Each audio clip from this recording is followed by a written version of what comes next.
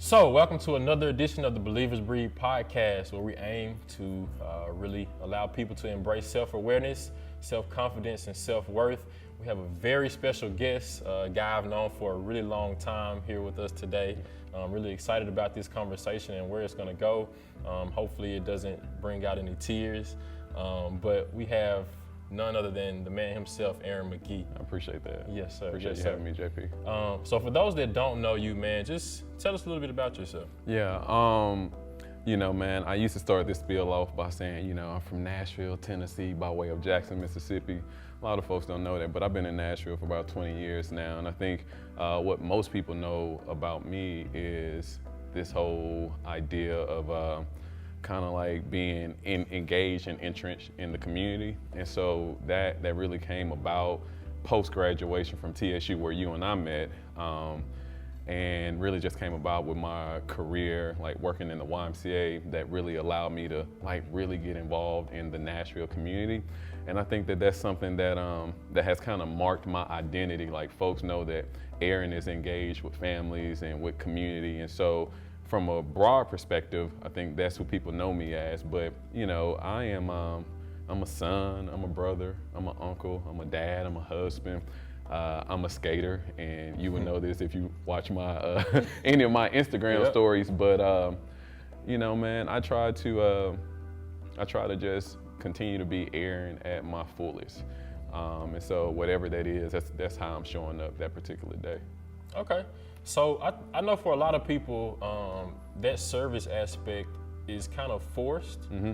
And when you talk about doing community service, really reaching back, giving back, for some people it seems like a task, but for you it seems like something that you just navigate to naturally. Yeah. Where did you get that from? Where did it come from? Man, what's so funny is that I kind of started on the same path that most college students do. You have that class that requires you to volunteer. And so I was doing it out of obligation. I started out of obligation. And honestly, I kind of found my groove. I found my lane within it. And I would tell people, particularly from the nonprofit sector, because I've worked in the sector for 9 years now as a professional. And what I realized is that for me, I drunk the juice. Mm-hmm. And I bought into this idea of mission-driven work. And honestly, it wasn't too far off from who I am. I consider myself a creative. I consider myself an artist. And as a creative and as an artist, I think you're constantly feeling. You're feeling people, you're feeling energy, and you're using those type of things to motivate you and to drive you forward. And I think for me, I found like my art space and my art energy, even within the nonprofit sector, which allowed me to not only work in the sector, but also still continue to volunteer across like multiple platforms. And so I think for most people, service can feel forced initially. And for most people, like that nudge that you get either from your parents or from your professor, that's a lot of people inroad.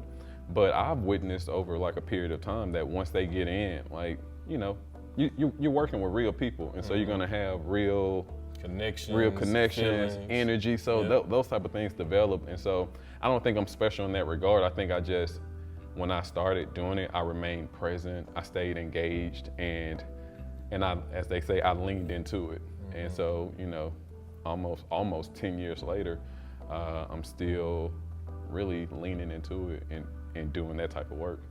So you talked about being a creative, and I think for as long as I've known you, you have been mm-hmm. creating. I mean, on the campus of TSU, I was able to work on one of your shows in audio, and I've seen you continue to create mm-hmm. over the years.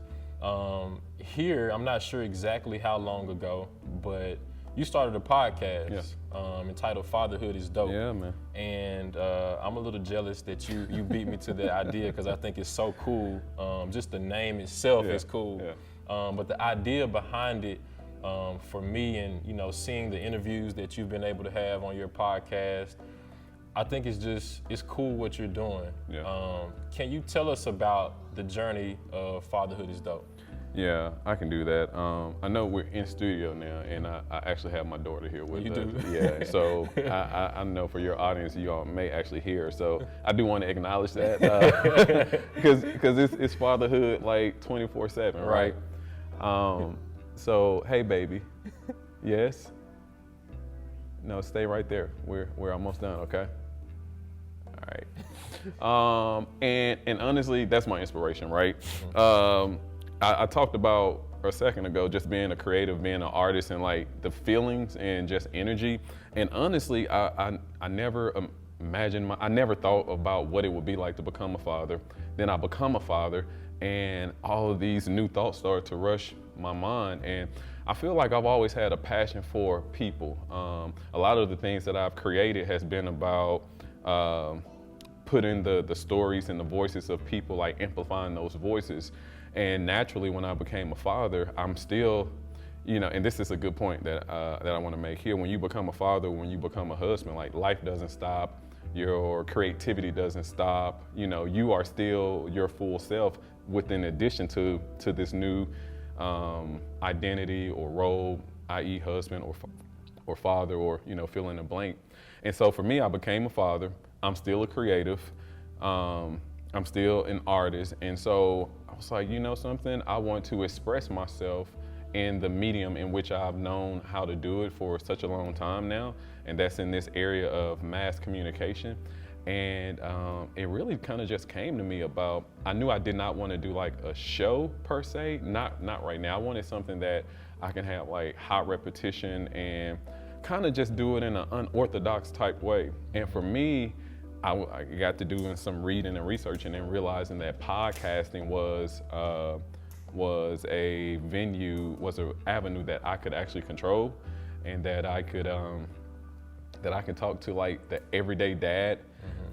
The last thing I say about this is one of the reasons that I chose audio is because I realized if I want to talk to more men, right, in particular, that two things: men, we don't always feel like we have a story to tell. And so I already know what it's like to convince the everyday guy who's not a student of mass communication or professional in that regard. I already know what it's like to convince them that they have a story to tell.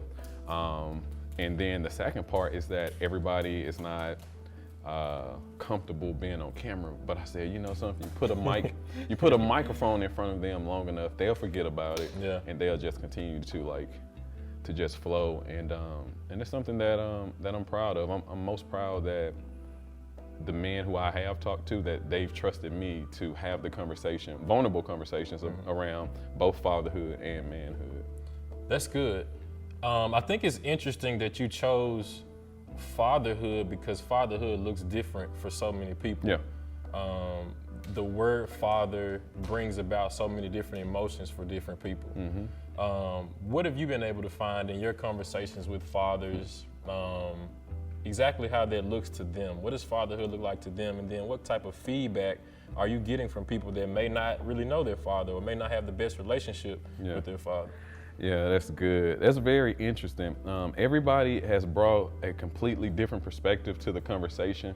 And mind you, before I sit down with these people, like we have conversations leading up to it. And a lot of times the level of, unfortunately, this is just how life works. You want to capture like the most intimate and vulnerable moments like on the recording, right?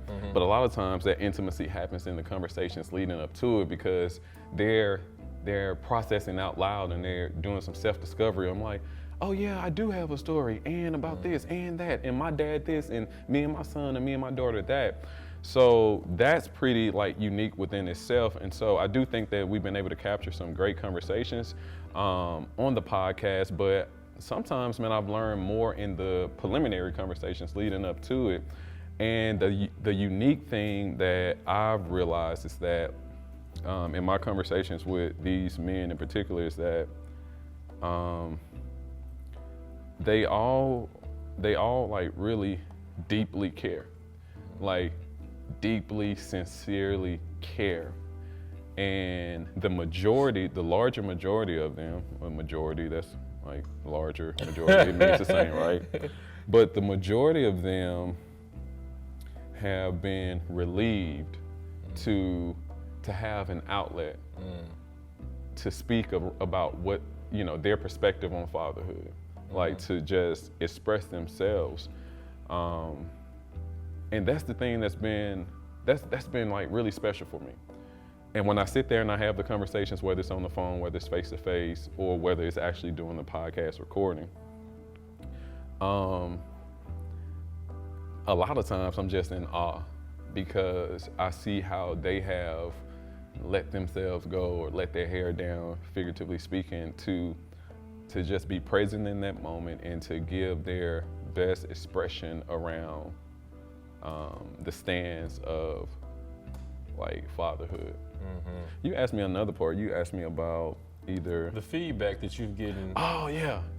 Yes. And maybe people that aren't fathers. Yes. Maybe from the woman's perspective. Yes. Well, before I even get to women, I just want to acknowledge men who are not fathers yet, who have been so encouraging. And for some reason, I feel like they're my larger audience. I don't know why, but they're the ones that give me like the immediate direct feedback. Sometimes I post like their feedback in my Instagram stories, or I'll screenshot and like black out their face and their names for confidentiality, and I'll like post it on Facebook. But those have actually been the moments that have really made things kind of special for me. I keep using this term, as a creative, I consider you a creative as well. We want our work to be validated, right? I do this podcast out of self-will, kind of self-determination. It's an outlet for me, and it's something I believe in. It's something I believe will help others, but I'm footing the bill for this, right? So it comes at a cost. It's time that I spend away from my family, my daughter, my wife, and my own other personal interests. And I want that validated. At my core, I want it validated, and I can act as humble as I want to be, but at the end of the day, there's still we still want that validation. And honestly, the sweetest spots for me have been those messages that I received on my Instagram, like my direct messages. A couple of guys that immediately come to mind because they listen to every podcast and they generally give me feedback. And I was thinking, like, do they just think that I'm cool or something? I'm like, come on now, it can't be me. And one guy in particular he was like, Aaron, I want to thank you so much. I'm paraphrasing here, but he said, I want to thank you so much for these conversations. He was like, I listened to this episode. I did an episode with this guy named Brandon, and Brandon talked about meeting his dad for the first time at 26. He had never even seen a picture of the guy. It was a whole situation. You had to listen to the podcast to figure that out, right? But this guy, another gentleman by the name of Brandon, it's a lot of Brandon, so I can just drop Brandon. Another guy by the name of Brandon listened to that same episode, and man, he wrote me this long message in the DM, like a 2-part message, just talking about how this episode really blessed him, and talked about the dynamic that he has with his father and how it encouraged him, because he wants peace. He wants peace about the situation. And he said listening to Brandon's perspective really gave him hope and courage to literally reach back out to his father, whom he hadn't spoken to in amount of years. And so it's those messages that really, when I see that, I stop what I'm doing. I take a deep breath. I make sure that I take that in, because that reminds me that this is all worth it. It's that one comment is better than 1,000 likes that I can get on any of the posts, or 100 or 300 listens that I can get on the podcast. Those type of comments really make the difference for me. That's good. So I guess from the entrepreneurial framework of it, what gave you the confidence to really go for it? I think a lot of people have those ideas, and obviously you had the idea, stepping into fatherhood, seeing everything that came along with it, which we'll talk about.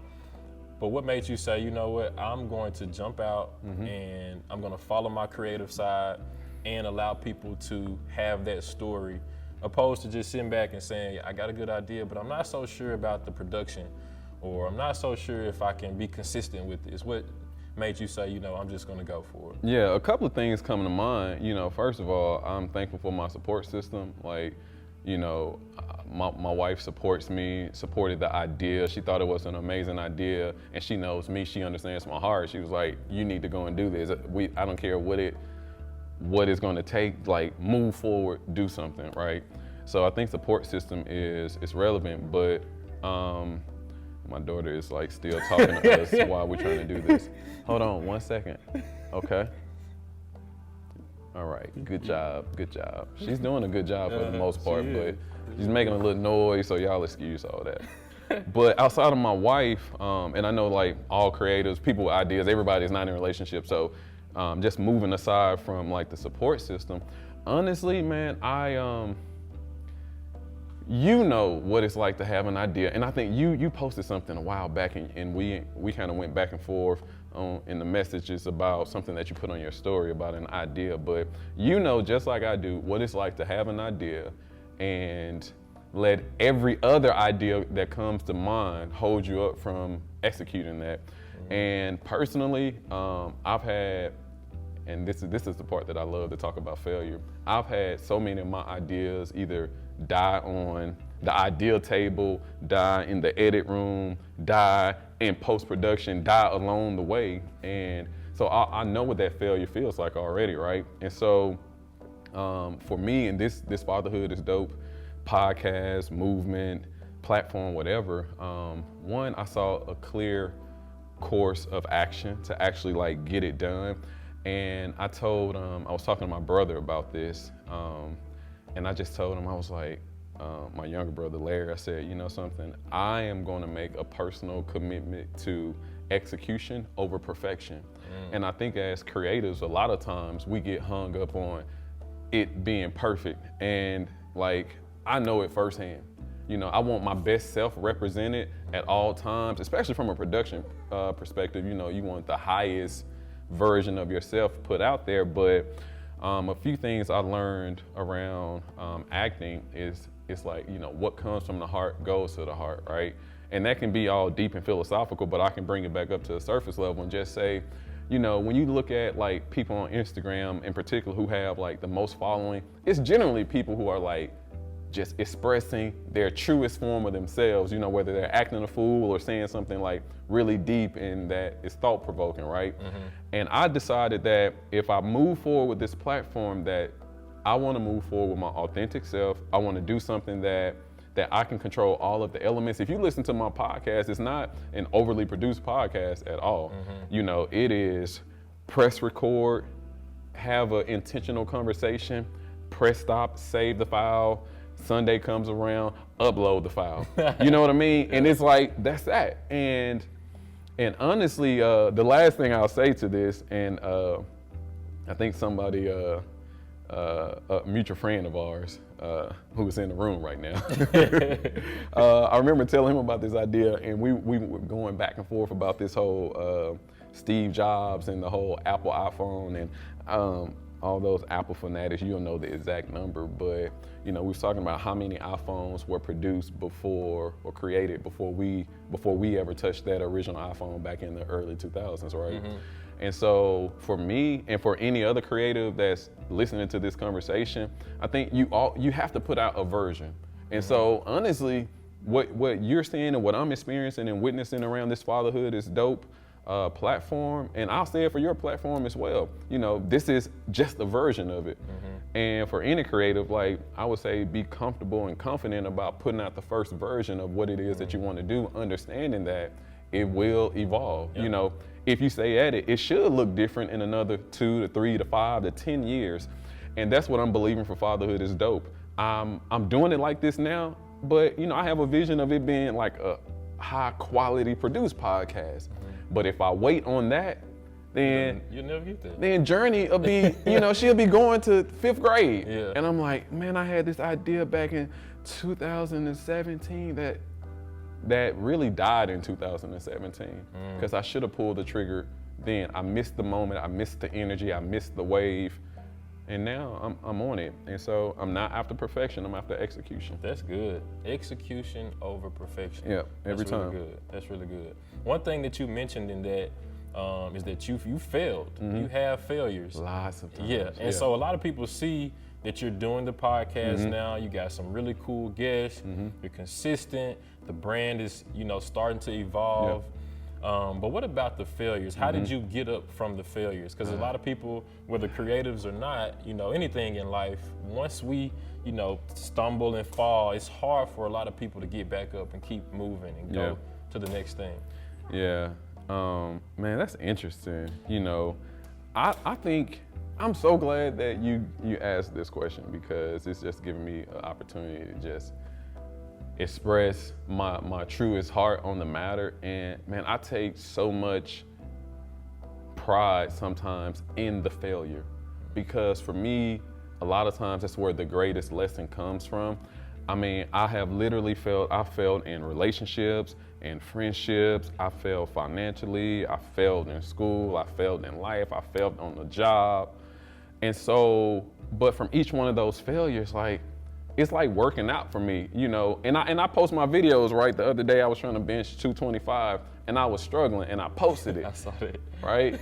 But you see I went back the next day, I hit the 225 with the wide grip, right? And I post that to say that, because I think that it's important to be transparent about growth. And a lot of times when you see that finished product, people always have a desire, including myself. I've had a desire for what the end product looks like, either for myself or for someone else. But when you see the end product and you don't understand the process, then it puts you, it's like a false reality. And so one of the reasons that I take a lot of pride in the failure is because I'm a really self-reflective person. I journal, I sit back, and I even look at my mistakes. And my faith also helps to inform me that, as they say, or as I would say, I know that God has ordered these steps for me, and there's purpose in all of it. Everything is working together for my good. So the good and the not so good, it's working together for my good, and it's contingent upon me. Because it's so easy when you win to be like, yeah, I won because I did this, I ate right, I worked out, I studied, I put in the hours. But what happens when you eat right, you study, you put in the hours, and you fail? Still don't work. And you fail. And so it's like, okay, well, what was the point in that? And so, I like those moments. My little brother always tells me, though, he gives me a little backlash, and he's always like, Aaron, everybody, life is not always about the struggle. And I'm like, sometimes I'm looking for the next struggle because my history has told me that the struggle has made me stronger. I persisted through each and every single one of my struggles. And what's most importantly, and what a lot of people either don't realize or don't understand how to look at it, is that you evolve. And I'm always like, listen, brother, I am after the highest form, highest potential of Aaron. And it's not all gonna come with a smile. You know what I'm saying? And so for me, I'm looking, don't get me wrong, I like to win. I appreciate that, but I'm not afraid of the failure. I'm not afraid of the public failure either. I fail in private all the time, but I'm not afraid of public failure. And I think that as we embrace that, we can move a lot further. I'll say this. I skate, like I mentioned earlier. Yes. And every time somebody comes out to the skating rink and they're like, Aaron, can you teach me something? Can you teach me something? I'm like, yeah, I'll show you whatever you want me to show you. But I tell them, the first rule of skating is not being afraid to fall. Yeah. And if you fall, just fall. Because when you skate and you start to fall and people do, whoo, they do all that, you're gonna make the situation worse. If you feel the fall coming, lean into it. Let it happen. Just fall. So I say the same thing about life and about, these ideas and creativity. When the failure comes, you can still work through it, but don't be afraid to embrace it. Don't be afraid of it. That's good. Yeah. So thank you. I joined you in June for the Deny Dad Body Challenge. Yeah. And I appreciate that. I appreciate you because anybody that knows me knows I don't do distance running. Yeah. And the challenge was to run 26 miles in the month of June. Yeah. And that really pushed me to a place I had never been. And I mean, I work out frequently, but to actually be logging miles was very different for me. So it seems like there's something that you have in mind for fathers in terms of community. But with the podcast, what is your hope for fathers? What is the hope? What's the vision that you are hoping to get out of this for fathers? Yeah, that's interesting. Again, thank you for joining me for that, joining us for that Deny Dad Bod June workout. I'm looking at this little girl, y'all. She inching her way over here. Journey, sit still, don't move, don't come any further, okay? I'm serious. Do not move, all right? Stay right there. Take your nap if you need to. You know, fatherhood is interesting, man. It is very interesting. Listen, I don't shy away from it. I love this girl to pieces, but you know, you gotta handle it like we can talk about that. Let me get back on track here. So the run was good. Thank you for that. But you know, the run was significant for me, this whole June process, and we're doing it in July as well. But it's so interesting because it's really doing the thing that I wanted to do, which is creating organic community. I think that's one of the things. That's what I really hope to create with the podcast. It's like regular, normal conversation around, like, man to man around fatherhood. You know, it's not that common. I mean, I know it's 2019, but it hadn't been so common for men to like actually come together around an issue like fatherhood, particularly on the affirmative, you know, where things are on the up and up. You know, maybe if something went wrong and we have to rally together or something, but you know, fatherhood is dope. It's an acronym for fatherhood is doing our part every day. And I'm, you know, with the little t-shirt, just a little plug here. But what's so interesting is that's my whole goal, man, to show like dads, breaking stigmas that dads, regardless of like where you fall on the fatherhood spectrum, whether you're single, married, divorced, surrogate, stepdad, godfather, spiritual father, uncle, you know, like someone who's in that role. What I'm really trying to get out is that, like, we can do this with all boldness, with all confidence. Life still goes on. Our health is still important. Us having fun. You know, I post crazy stuff on my Instagram stories all the time, just showing like the fun in life that I do have. Because again, I fell into that trap prior to. I thought that when I got married, that I was like, I'm gonna lose myself. Life gonna stop. I became a father. I'm like, when will I ever be able to leave without my daughter again? And life, it's just not the truth. And so I'm hoping that through the podcast and through just my social media presence in general, that I continue to break down barriers and letting people know that, listen, if you have the desire to be a father, or if you just so happen to become a father, right? That, you know, you can do this in a present, engaged way without losing yourself at all. In fact, you probably will find more of yourself as you lean into your new role. That's really a gift. Regardless of how they get here, the role is an honor and it's a gift. And I want to continue to like display that through the platform. That's cool. That's cool. Now on the other side of that, what is the hope for the son? What is the hope for the daughter that may be listening to Fatherhood is Dope, the podcast? What do you hope they are able to gain from it? Sooner than later, I hope that they're able to see their parents in general, but specifically their father, as the man that he is. And it's a simple idea, it's a simple concept, but a lot of times, you know, we put our parents on such like this high pedestal that sometimes we take out the human aspect of them. You know, we put them on, even when they are not so good, they're still like superheroes to us. They are above reproach a lot of times to us. And I remember, man, I was like 19 or sophomore in college when something dawned on me. I was like, man, my parents are regular people who they were not born parents. Yeah. And it helped me to like see them in that regard, and it helped me to respond differently to them, not in a way where I would put myself on their level, but it showed I had more compassion to them and how they even raised me.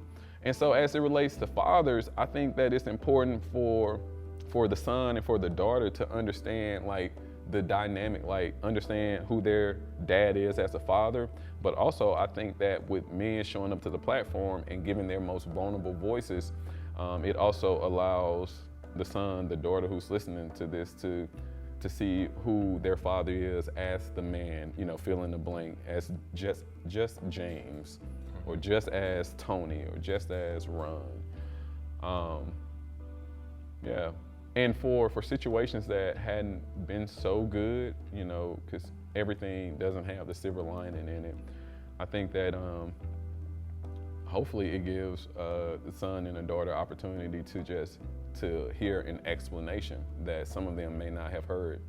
And I'm a strong believer that, you know, God gives us what we need and he takes care of us, and sometimes it doesn't come from the people that we want it to come from.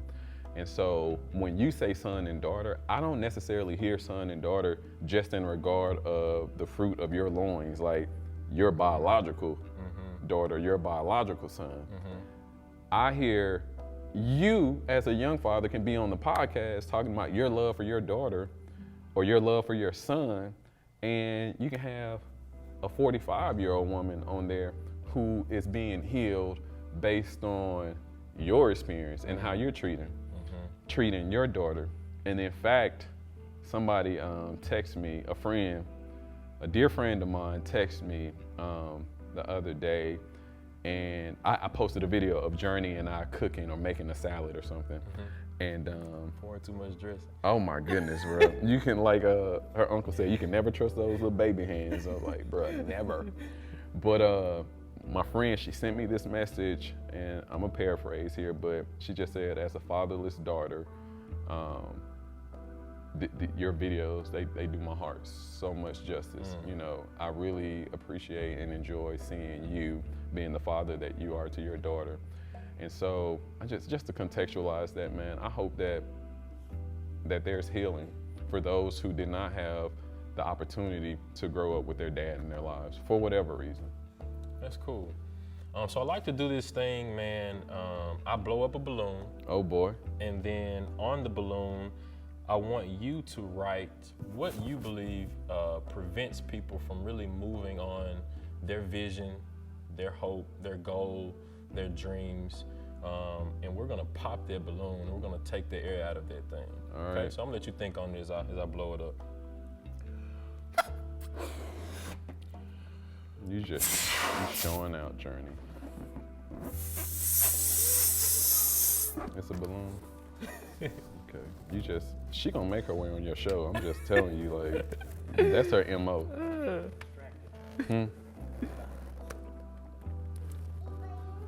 Yeah.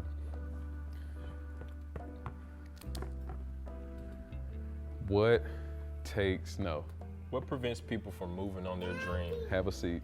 Oh. Have a seat. Have a seat. Just come here for 1 second. Come here. Come on over. Come here. on over. All right, Daddy, now, I know you hadn't seen this done, but we're gonna pop the balloon. All right, what keeps people from, dang it, I don't wanna write this one, but it's all rooted in that. That's fear. Fear. Mhm. Okay. You got it. Dad, you done with balloons? Come back over here to my side, Journey. Dad, you Come right here, step over here, baby. Dad, you So I done got with fear, balloons? Peer pressure. peer pressure. So fear and peer pressure are two things that Mr. Fatherhood is dope believes prevents people from moving on their dreams. But today, me, you, Journey, Yeah. we're all gonna take the air out of that thing. Okay, so Woo! so tell people where they can find you, where they can listen to the podcast and see you being a great father. Yeah. First of all, I appreciate the opportunity to have this conversation. If you want to learn more about me, more about Journey, more about the platform, you can follow us at fatherhoodisdope.com, on Instagram and Facebook at fatherhoodisdope. And you can subscribe to the podcast wherever podcasts are available. But my big three are Stitcher, Apple Podcasts, and Google. So I appreciate you all. Cool deal. Yeah, appreciate it.